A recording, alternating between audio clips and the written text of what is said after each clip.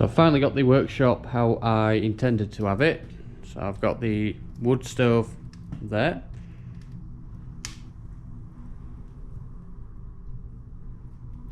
Over here's the battery charging area.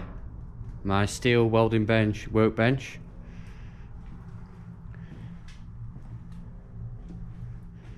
Here's all the batteries that I've been taking out of laptops and charging them one by one.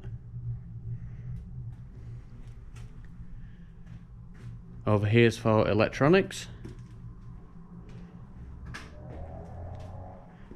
Here's the lathe. There's all my welding gear.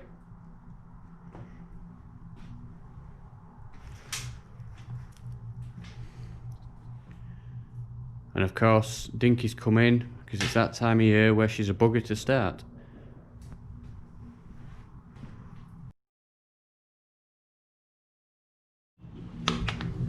So I made this log burner out of 2 gas bottles which I cut in half, then welded them together. I purchased a flue liner from eBay. That's a 6-inch flue liner which has a massive drawer. As you can see, I don't even have to close the door.